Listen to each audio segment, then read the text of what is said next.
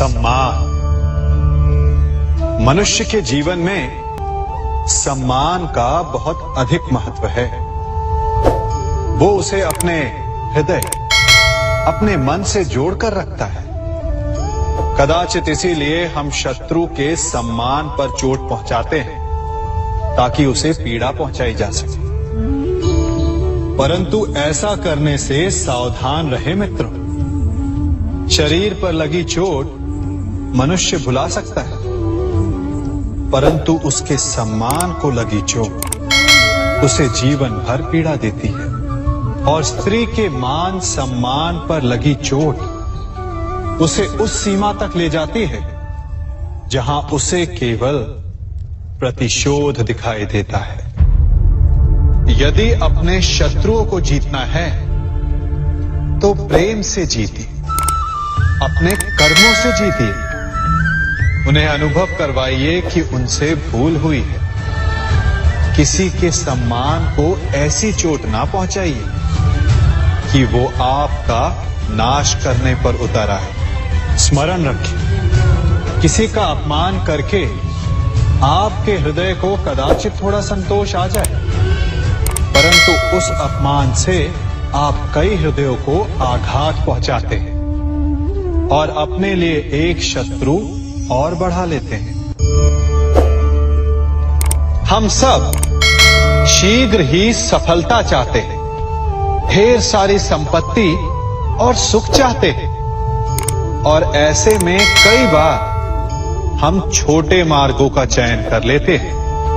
वो मार्ग जिनमें परिश्रम नहीं होता, जिनमें होता है तो केवल छल, कुटिलता और भाग्य का सहारा।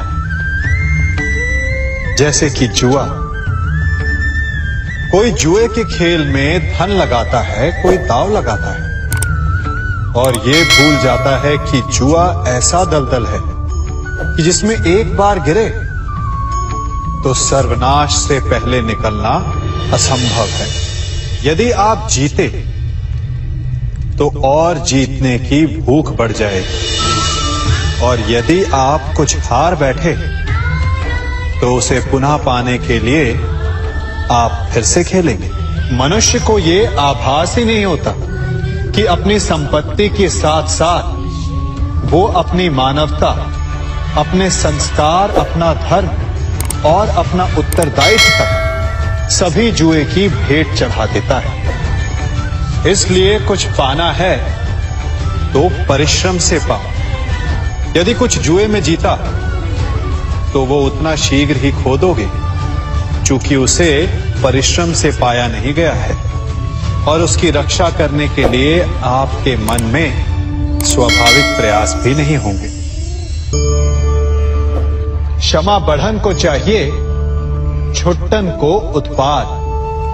क्षमा इस संसार में शांति का, सुख का मूल आधार है। क्षमा आपके मन से प्रतिशोध और शत्रुता जैसे भावों को समाप्त करती है। परंतु क्या हर स्थान पर क्षमा आवश्यक है? क्या प्रत्येक का अपराध क्षमा करने के योग्य होता है? नहीं। कभी कभी उसे क्षमा करके हम उस व्यक्ति को और बड़ा अपराध करने की प्रेरणा देते हैं, और ऐसा ही अपराध है स्त्री का मान भंग करना, जिसमें क्षमा की कोई अवस्था नहीं। यदि सिंह भूल से गाय के बछड़े का अखेट कर ले तो उसे क्षमा किया जा सकता है, परंतु यदि वो नरभक्षी हो जाए तो उसके केवल दो स्थल होते हैं, या तो पिंजरा या फिर मृत्यु की गोद। कुछ परिस्थितियों में क्षमा के स्थान पर दंड देना आवश्यक होता है, चूंकि ये दंड का भय ही है जो लोगों को वो अपराध करने से रोकता है। संसार में सबसे बड़ा क्या है? अभिमान और बाहुबल, या विश्वास और आस्था? निश्चित रूप से बाहुबल के महत्व को नकारा नहीं जा सकता।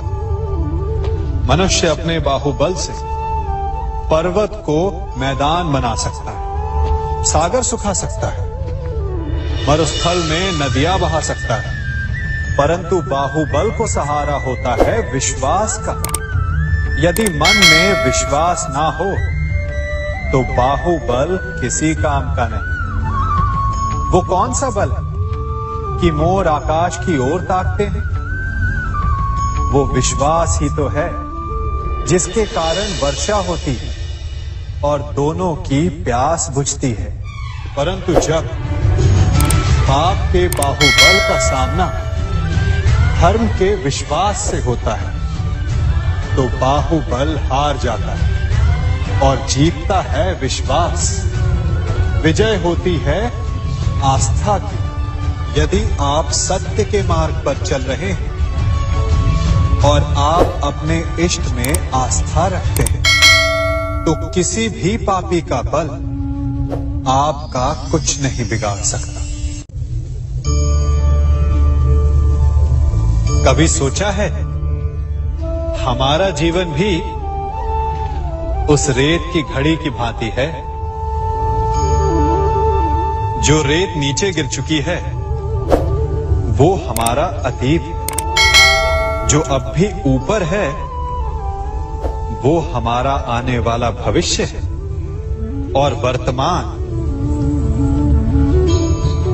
ये संकुचित स्थल है जहां से धीरे धीरे करके रेत गिर रही है।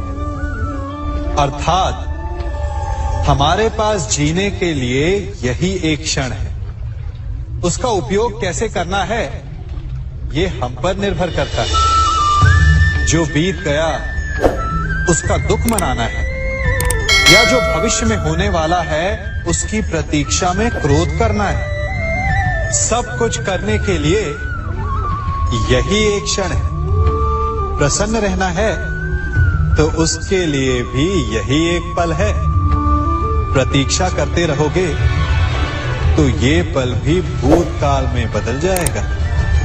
इसलिए आनंद के लिए, परोपकार के लिए प्रतीक्षा ना कीजिए। आपके पास जो पल है उनका भरपूर सदुपयोग कीजिए, क्योंकि इस घड़ी को पलटकर आप फिर से समय अवश्य गिन सकते हैं, परंतु अपना बीता हुआ समय आप वापस नहीं लौटा पाएंगे।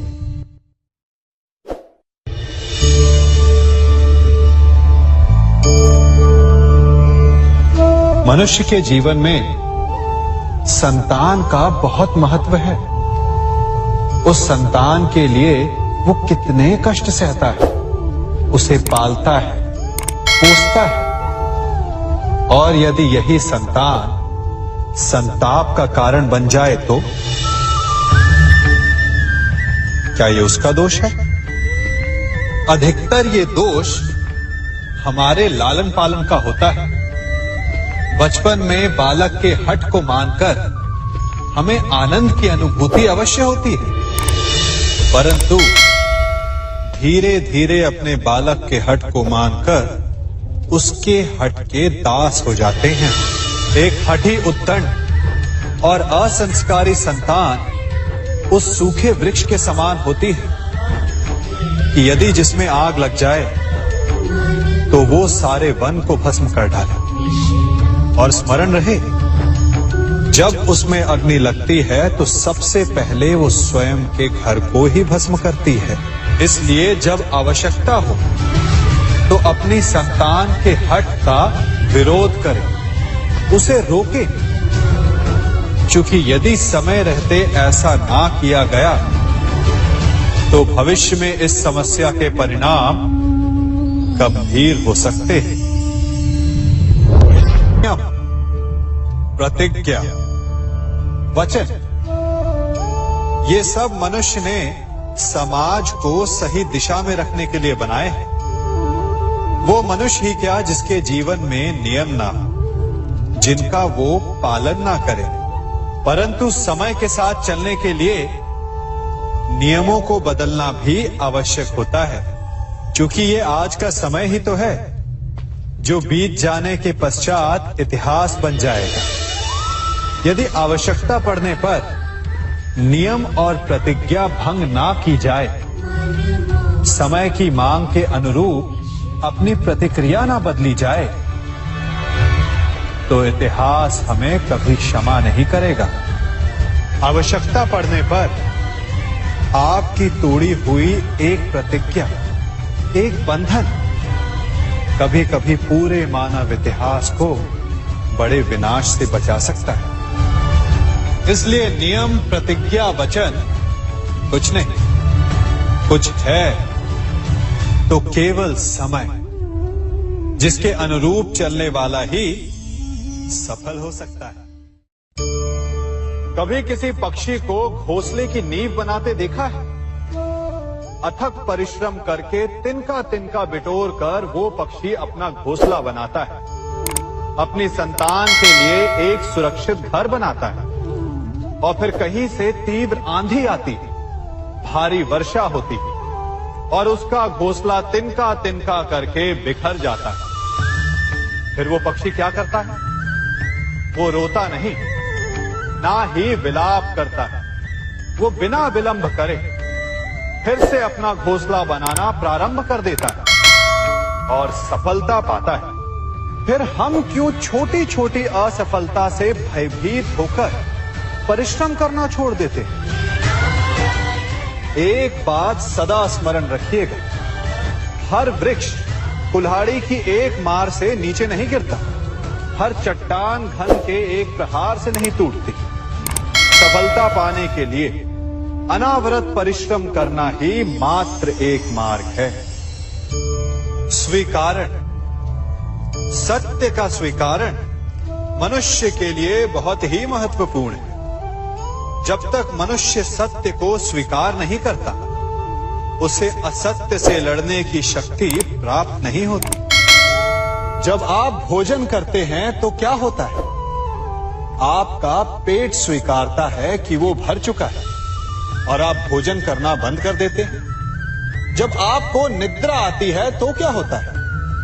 आपका मन स्वीकारता है कि आपका शरीर थक चुका है और उसे विश्राम की आवश्यकता है। उसी प्रकार जब आपको किसी व्यसन को रोकना हो तो आपको स्वीकारना पड़ता है कि बहुत हो चुका, चाहे वो लालच हो या मदिरापान।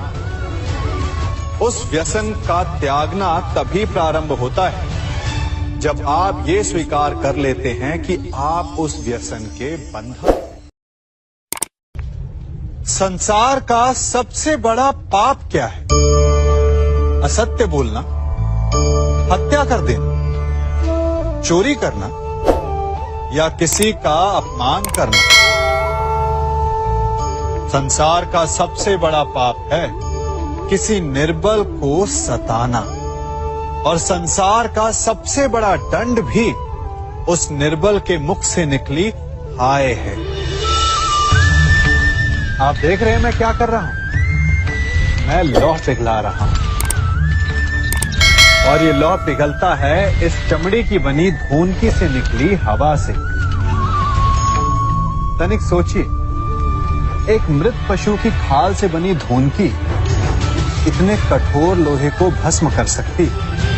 ठीक उसी प्रकार आप चाहे जितने भी शक्तिशाली क्यों ना हो, यदि आपने किसी निर्दोष, किसी निर्बल को सताया तो उसके मन से निकली हाय और उसका श्राप आपके जीवन को भस्म कर सकता है। स्वर्ण, सज्जन पुरुष और परोपकारी मनुष्यों की गति एक समान होती है।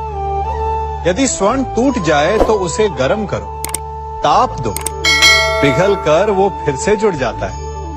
ठीक उसी प्रकार मतभेद होने के पश्चात भी एक सज्जन पुरुष और महान पुरुष फिर से मित्र बन जाते हैं।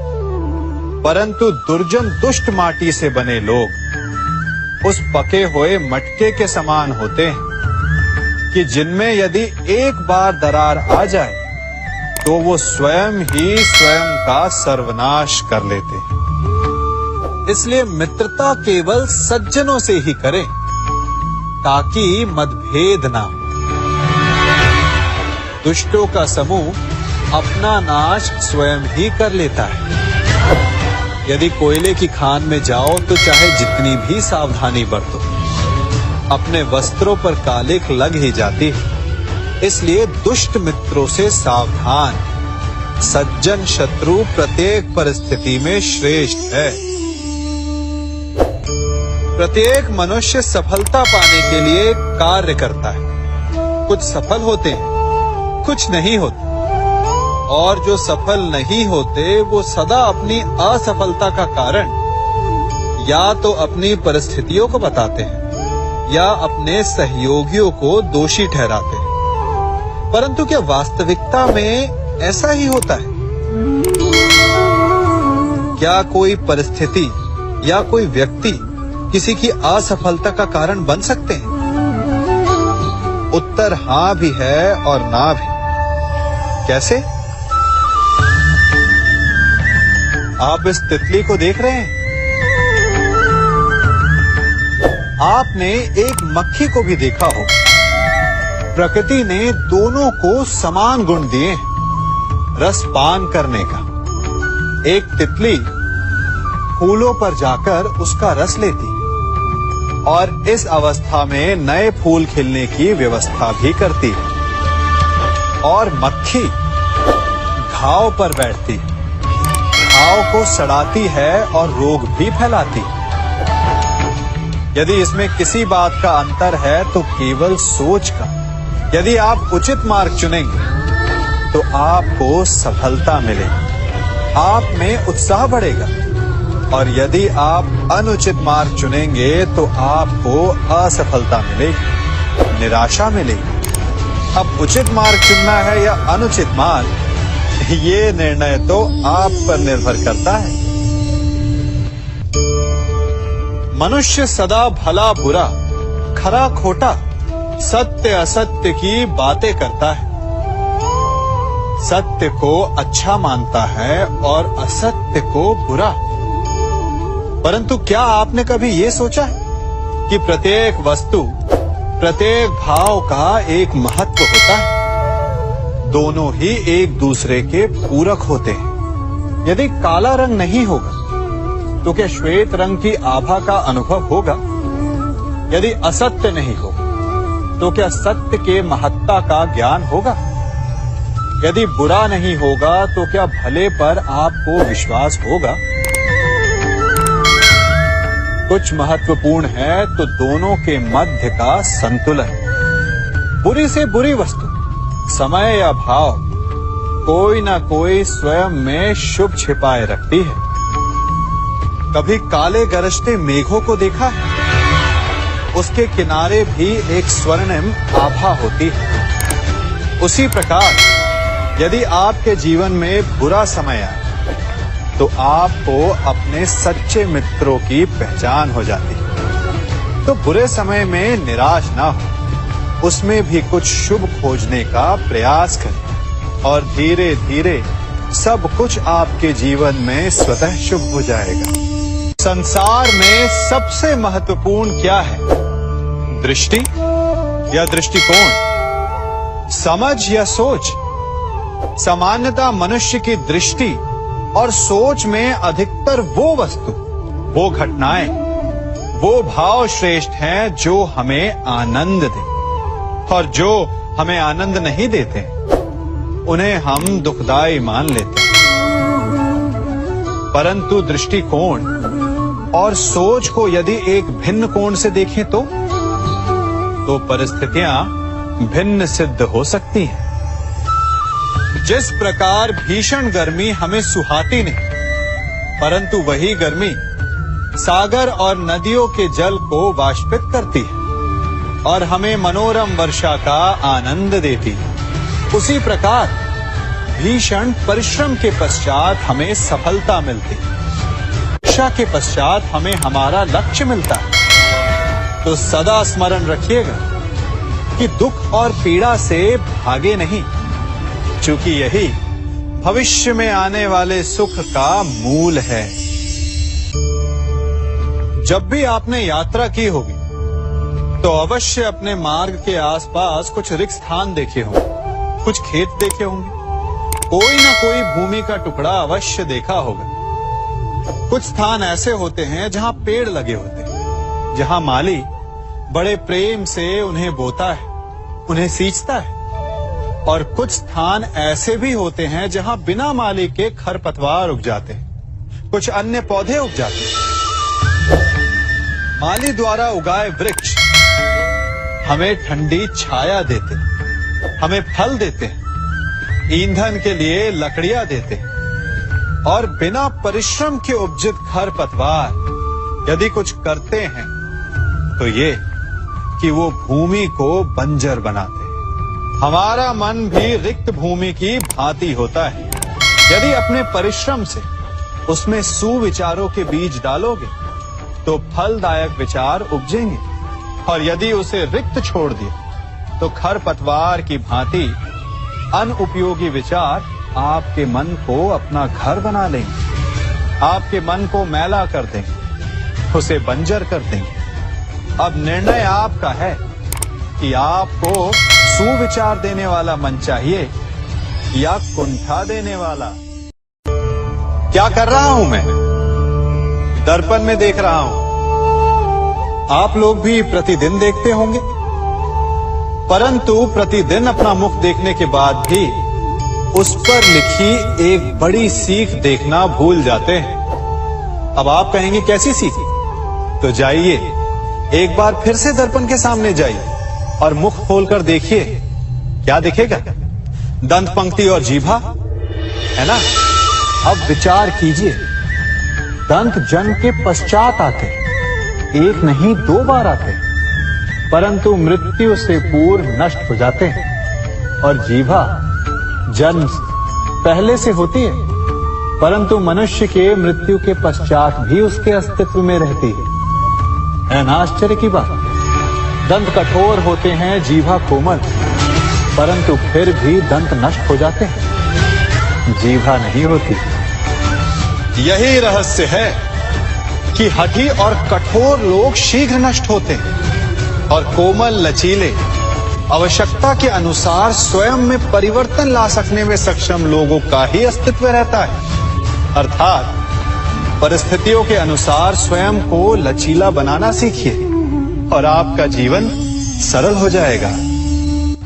संबंध एक सहारा होता है जीवन का, और संबंधी वो होते हैं जिनसे आवश्यकता पड़ने पर सहायता मांगी जा सके, जिन पर विश्वास किया जा सके कि बुरे समय में वो हमारे काम आएंगे।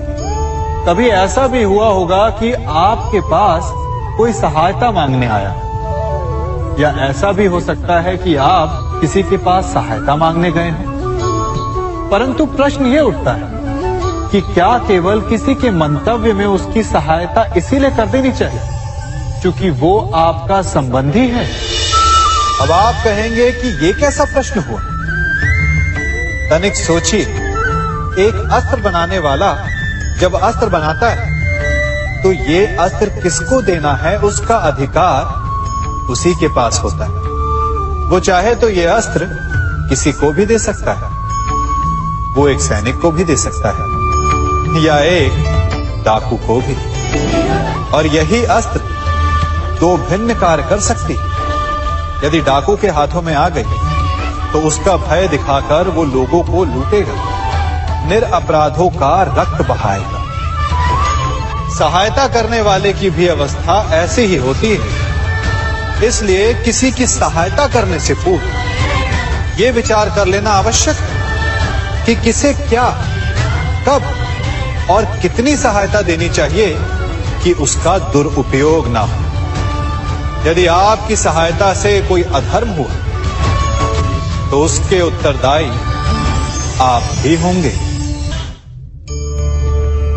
जीवन में कई बार ऐसे अवसर आते हैं कि आप लोगों से मिलने जाते हैं और उनसे कुछ आकांक्षाएं भी रखते हैं, और कई बार जीवन में ऐसे अवसर भी आते हैं कि लोग आपसे मिलने आते हैं। इसलिए अतिथियों का सम्मान करने से पूर्व सदा कुछ बातों को स्मरण रखना आवश्यक होता है। यदि कोई आपके पास मिलने आता है तो उसके 3 कारण हो सकते हैं। पहला कारण होता है भाव, दूसरा अभाव और तीसरा प्रभाव। तो जैसा अतिथि उसको वैसा ही सम्मान दे। यदि आपके पास कोई भाव से आए तो उसे केवल आपका प्रेम चाहिए, आपका सानिध्य चाहिए। और यदि कोई अभाव में आया तो उसकी उतनी सहायता अवश्य करें जितना आप करने में सक्षम हो, परंतु इतनी अधिक भी ना करें कि वो उस सहायता का दुरुपयोग कर बैठे। और यदि कोई प्रभाव में आया तो स्वयं पर अभिमान ना करें, क्योंकि कभी ना कभी जीवन में आप भी भाव, अभाव और प्रभाव के चक्रव्यूह में फंस सकते हैं।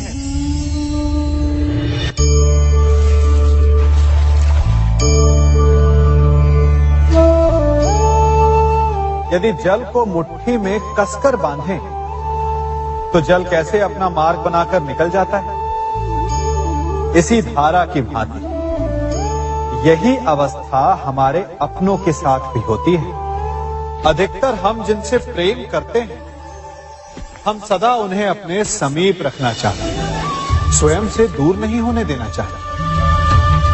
चिंता करते हैं, भय खाते हैं कि कहीं उनके साथ या उनसे कुछ बुरा घटित ना हो जाए। और ऐसे में हमारे अपने ही हमसे दूर हो जाते हैं, ठीक मुट्ठी में बंधे जल की भांति। इसलिए जिनसे आप प्रेम करते हैं उन्हें स्वतंत्र कर दीजिए, उनकी सोच को स्वतंत्र बनने दीजिए, उन्हें अपने मार्ग स्वयं ढूंढने दीजिए, क्योंकि आप सदा उनके साथ उन्हें मार्ग दिखाने के लिए नहीं रहने वाले। इसलिए अपनों के साथ अवश्य रहें, परंतु उन्हें बांधे नहीं। जन्म के पश्चात बालक जब पहली बार अपने नेत्र खोलता है तो उसका मन उत्सुकता से भरा होता है कि ये संसार क्या है, उसे क्या दिख रहा है। ये उसके जीवन का नया आरंभ होता है। परंतु जैसे हम धीरे धीरे बड़े होने लगते हैं, अनुभव अर्जित करते हैं, हमारे मन की उत्सुकता, हमारे जीवन का चाव होने लगता है। तनिक सोचिए, जब हम सुबह सोकर जगते हैं, अपनी आंखें खोलते हैं, तो उसे ही हम अपने जीवन का प्रारंभ समझ ले तो सुबह से लेकर संध्या तक के समय को ही अपने जीवन जीने का समय समझ ले तो कितनी स्फूर्ति आ जाएगी। आप कितने काम कर पाएंगे, कितने लक्ष्य अर्जित कर पाएंगे। फलों से मिलकर घड़ी बनती, घड़ी से मिलकर प्रहर, प्रहर से मिलकर दिन बनते हैं और दिनों से माह और वर्ष। यदि आप अपना हर पल, हर प्रहर विश्वास से, हर दिन उत्साह से जिए तो आपका संपूर्ण जीवन सार्थक हो सकता है। मनुष्य अपना जीवन विश्वास पर जीता है, परंतु विश्वास किसका? तनिक सोचिए, किस पर विश्वास है आपको? महापुरुषों की कही बातों पर, ग्रंथों में लिखे ज्ञान पर, माता पिता की सीख पर, या मित्रों के दिए गए निर्देशों पर, या फिर मेरी कही बातों पर? ये सब विश्वास अपूर्ण है जब तक आपको स्वयं पर विश्वास ना हो। यदि विश्वास करना है तो पहले अविश्वास करने के विज्ञान को भी सीखना चाहिए। आप किसी की बातों पर विश्वास न करें, आप अपने मन से पूछें, अपनी अंतर आत्मा से प्रश्न करें, और जो उत्तर मिलेगा वही सबसे उचित होगा। जब आप अपने मन, अपनी अंतरात्मा पर विश्वास करना सीख जाएंगे तो नीति, ज्ञान सब आपके भीतर से स्वतः उमड़ेगा। और यदि आप स्वयं पर ही विश्वास ना कर पाए तो धर्म ग्रंथों में लिखे श्लोक, महापुरुषों की वाणी माता पिता की सीख या मित्रों का निर्देश कोई भी लाभ नहीं दे पाएगा। एक पिता होने के नाते आप अपनी संतान के लिए क्या करते हैं? उसके लिए बहुत सारी सुविधाएं जुटाते, बहुत सारा धन कमाते है ना? और क्या आपको ऐसा लगता है कि यही उचित है आपकी संतान के लिए? इस पंछी को देख रहे हैं, ये भी संतान को जन्म देता है, उन्हें पालता है, पोसता है, उड़ना सिखाता है और भोजन का प्रबंध भी करना सिखाता है। परंतु उनके बड़े हो जाने के बाद उनके लिए अलग से घोंसला नहीं बनाता। क्यों? क्योंकि यदि इसने संतान को सब कुछ करके दे दिया तो संतान क्या करेगी? वो अपनी संतान को तब तक भोजन कराता है जब तक उसकी संतान स्वयं भोजन का प्रबंध करने में सक्षम नहीं हो जाता। और उसका लाभ ये मिलता है कि उसी की भांति उसकी संतान आत्मनिर्भर बनती है। इसलिए अपनी संतान को उतनी ही सुविधाएं दें जितनी आवश्यक है। मोह को त्यागें। आपका उनसे मोह उन्हें कभी आत्मनिर्भर नहीं बनने देगा।